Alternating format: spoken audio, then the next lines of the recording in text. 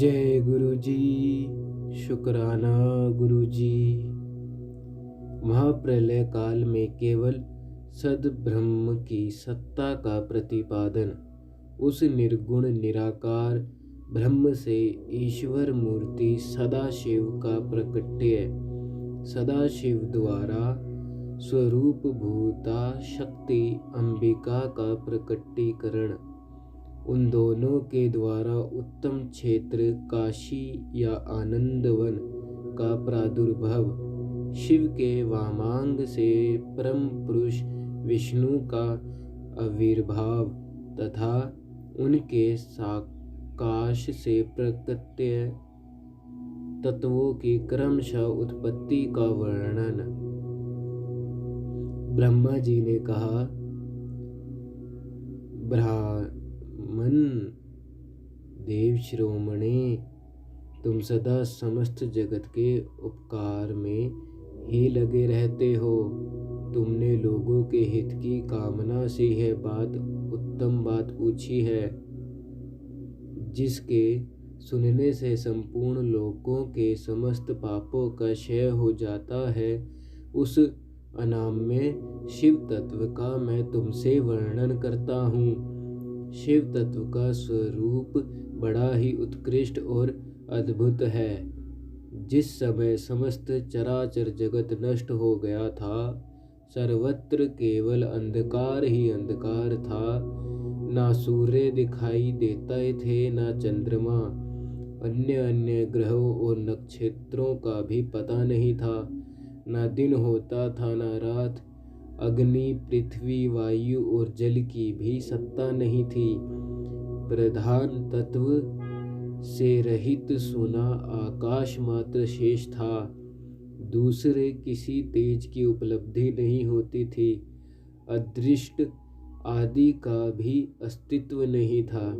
शब्द और स्पर्श भी साथ छोड़ चुके थे। गंध और रूप की भी अभिव्यक्ति नहीं होती थी। रस का भी अभाव हो गया था। दिशाओं का भी भान नहीं होता था। इस प्रकार सब ओर निरंतर सूची मेघ घोर अंधकार फैला हुआ था। उस समय तत्सद ब्रह्म, इस श्रुति में जो सत्य सुना जाता है, एकमात्र वही शेष था। जब यह वह ऐसा जो इत्यादि रूप से निर्दिष्ट होने वाला भावाभावात्मक जगत नहीं था, उस समय एकमात्र वह सत्य ही शेष था, जिसे योगी जन अपने हृदय काश के भीतर निरंतर देखते हैं। वह सतत्व मन का विषय नहीं है। वाणी की भी वहाँ तक कभी पहुँच नहीं होती। वह नाम तथा रूप रंग से भी शून्य है। वह ना स्थूल है, ना कृश, ना ह्रस्व है, ना दीर्घ तथा ना लघु है, ना गुरु। उसमें ना कभी वृद्धि होती है, ना ह्रास। श्रुति भी उसके विषय में चकित भाव से है, इतना ही कहती है, अर्थात उसकी सत्ता मात्रा का ही निरूपण कर पाती है।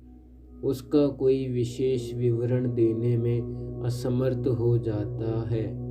वह सत्य ज्ञान स्वरूप, अनंत परमानंदमय, परम ज्योति स्वरूप, अप्रेम्य, आधार रहित, निर्विकार, निराकार, निर्गुण, योगी गम्य, सर्वव्यापी, सबका एकमात्र कारण, निर्विकल्प, निरारंभ, माया शून्य, उपद्रव रहित, अद्वितीय, अनादि, अनंत, संकोच विकास से शून्य तथा चिन्मय है।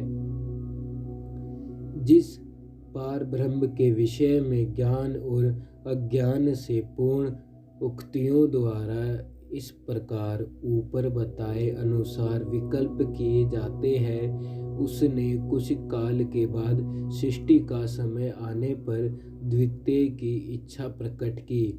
उसके भीतर एक से अनेक होने का संकल्प उदित हुआ।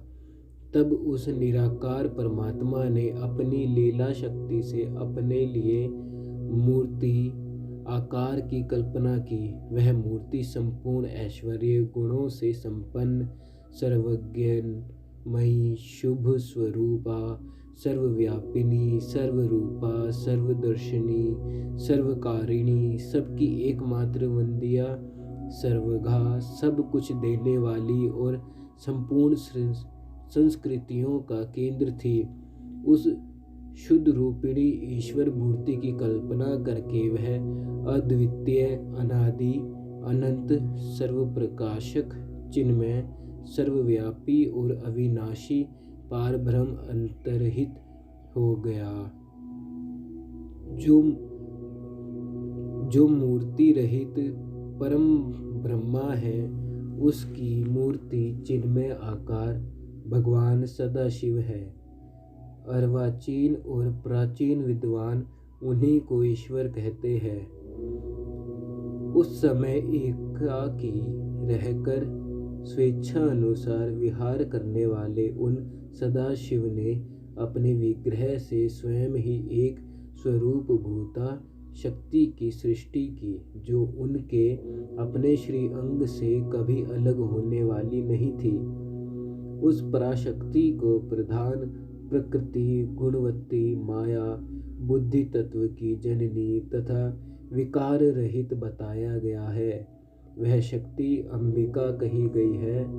उसी को प्रकृति, सर्वेश्वरी, त्रिदेव जननी, नित्या और मूल कारण भी कहते हैं।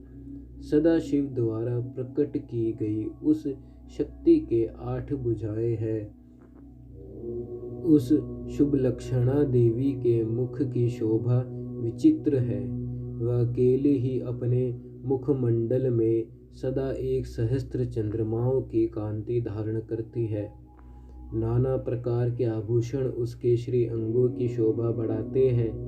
वह देवी नाना प्रकार की गतियों से संपन्न है और उनके प्रकार के अस्त्र शस्त्र धारण करती हैं। उसके खुले हुए नेत्र खिले हुए कमल के समान जान पड़ते हैं। वह अचिंत्य तेज से जगमगाती है। वह सबकी योनि है और सदा उद्यमशील रहती है। एकाकिनी होने पर भी वह माया संयोग वशता अनेक हो जाती है। वह जो सदा शिव है, उन्हें परम पुरुष ईश्वर, शिव, शंभु और महेश्वर कहते हैं। वह अपने मस्तक पर आकाश गंगा को धारण करते हैं। उनके भाल देश में चंद्रमा शोभा पाते हैं। उनके 5 मुख है और प्रत्येक मुख में 3-3 नेत्र हैं। उनका चित्त सदा प्रसन्न रहता है। वह 10 भुजाओं से युक्त और त्रिशूलधारी है। उनके श्री अंगों की प्रभा कर्पूर के समान श्वेत घोर है। वह अपने सारे अंगों में भस्म रमये रहते हैं।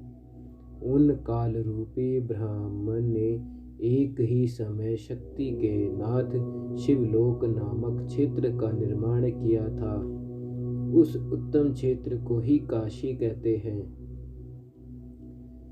वह परम निर्वाण या मोक्ष का स्थान है, जो सबके ऊपर विराजमान है। वह प्रियतम रूप, शक्ति और शिव, जो परमानंद स्वरूप है, उस मनोरम क्षेत्र में नित्य निवास करते हैं। काशीपुरी परमानंद रूपिणी है। मुने शिव और शिवा ने प्रलय काल में भी कभी उस क्षेत्र को अपने सानिध्य से मुक्त नहीं किया है। इसलिए विद्वान पुरुष उसे अविमुक्त क्षेत्र के नाम से भी जानते हैं। वह क्षेत्र आनंद का हेतु है, इसलिए पिनाकधारी शिव ने पहले उसका नाम आनंदवन रखा था। उसके बाद वह अविमुक्त के नाम से प्रसिद्ध हुआ।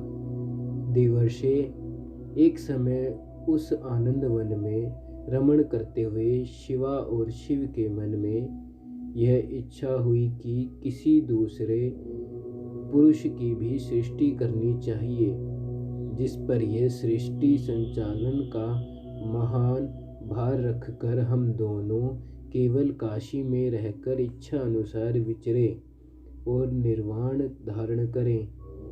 वही पुरुष हमसे अनुग्रह से सदा सबकी सृष्टि करे, पालन करे और वही अंत में सबका संहार भी करे। यह चित्त एक समुद्र के समान है। इसमें चिंता की उत्ताल तरंगे उठ उठ कर इसे खींचंचल बनाए रहती है। इसमें सत्व गुण रूपी रतन, तमो गुण रूपी ग्रह और रजो गुण रूपी मूंगे भरे हुए हैं। इस विशाल चित्त समुद्र को संकुचित करके हम दोनों उस पुरुष के प्रसाद से आनंद कानन काशी में सुख पूर्वक निवास करें। यह आनंद वन वह स्थान है जहाँ हमारी मनोवृत्ति सब ओर से सिमट कर इसी में लगी हुई है तथा जिसके बाहर का जगत चिंता से आतुर प्रतीत होता है।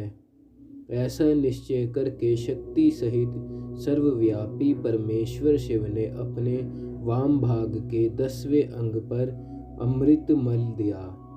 फिर तो वहाँ से एक पुरुष प्रकट हुआ जो तीनों लोकों में सबसे अधिक सुंदर था। वह शांत था, उसमें सत्व गुण की अधिकता थी तथा वह गंभीरता का अतः सागर था। मुने क्षमा नामक गुण से युक्त उस पुरुष के लिए ढूंढने पर भी कहीं कोई उमा नहीं मिलती थी। उसकी कांति इंद्रनील मणि के समान श्याम थी। उसके अंग अंग से दिव्य शोभा छिटक रही थी और नेत्र प्रफुल्ल कमल के समान शोभा पा रहे थे। श्री अंगों पर सर्वगुणी की सी कांति वाले 2 सुंदर रेशमी पीतांबर शोभा दे रहे थे। किसी से भी पराजित न होने वाला वह वीर पुरुष अपने प्रचंड भुजदंडों से सुशोभित हो रहा था। तदंतर उस पुरुष ने परमेश्वर शिव को प्रणाम करके कहा, स्वामी, मेरे नाम निश्चित कीजिए और काम बताइए। उस पुरुष की वह बात सुनकर परमेश्वर भगवान शंकर हंसते हुए मेघ के समान गंभीर वाणी में उससे बोले। शिव ने कहा, वत्स, व्यापक होने के कारण तुम्हारा विष्णु नाम विख्यात हुआ। इसके सिवा और भी बहुत से नाम होंगे जो भक्तों को सुख देने वाले होंगे। तुम सुस्थिर उत्तम तप करो, क्योंकि वही समस्त कार्यों का साधन है। ऐसा कहकर भगवान शिव ने श्वास मार्ग से श्री विष्णु को वेदों का ज्ञान प्रदान किया। तदंतर अपनी महिमा से कभी च्युत न होने वाले श्री हरि भगवान शिव को प्रणाम करके बड़ी भारी तपस्या करने लगे और शक्ति सहित परमेश्वर शिव भी पार्षद गणों के साथ वहां से अदृश्य हो गए। भगवान विष्णु ने सुदीर्घ काल तक बड़ी कठोर तपस्या की।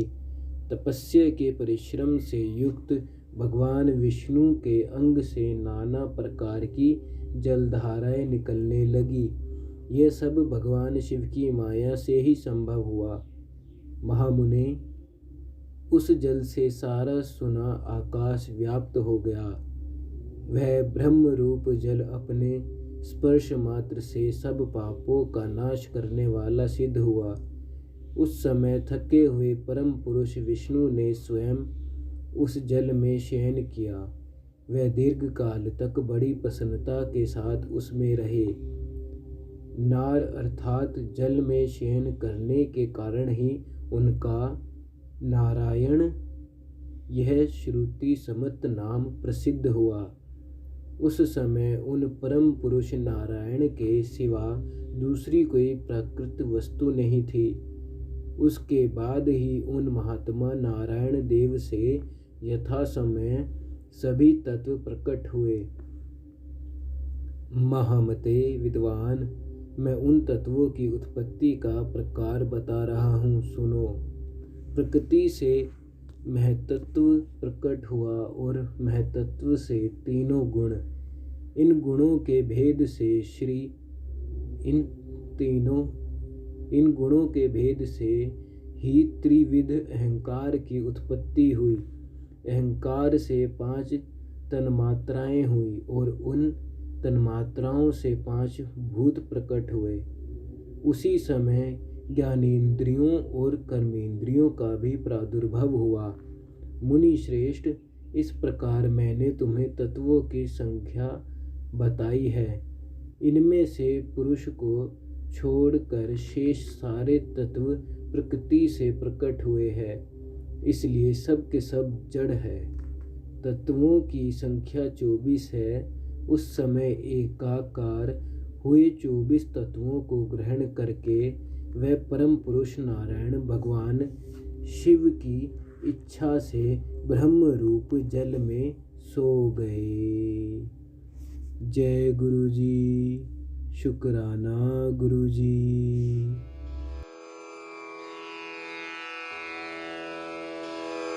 जय गुरु जी की। अब हम मंत्र जाप करेंगे।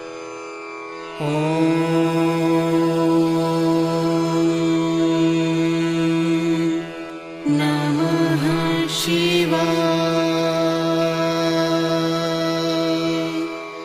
शिव जी सदा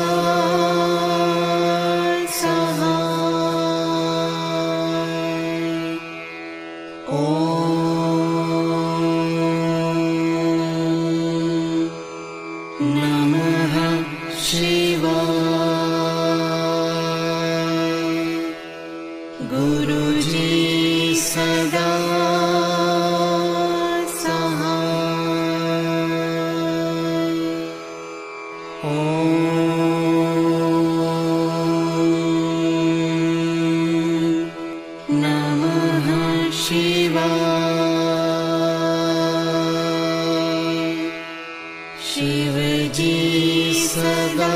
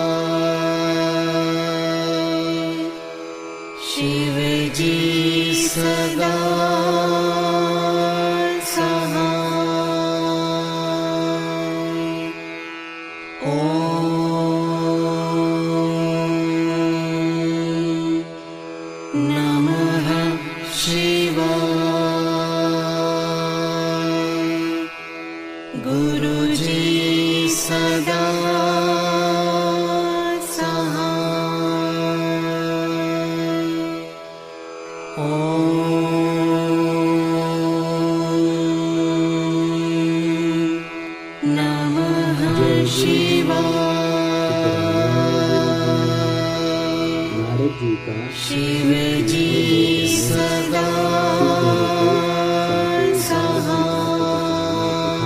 ब्रह्मलोक में जाकर ब्रह्मा जी से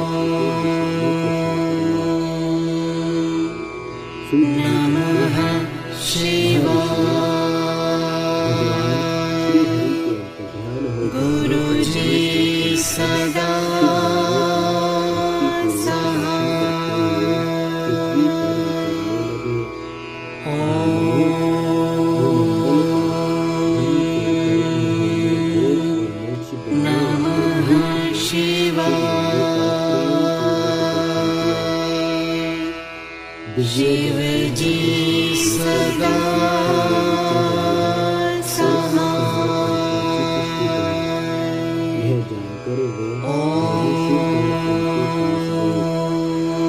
दिए हुए शाप से नमः शिवाय।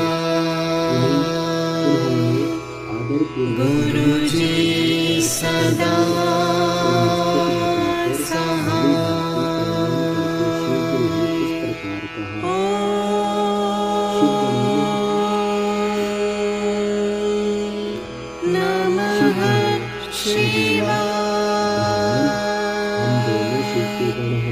शिव जी सदा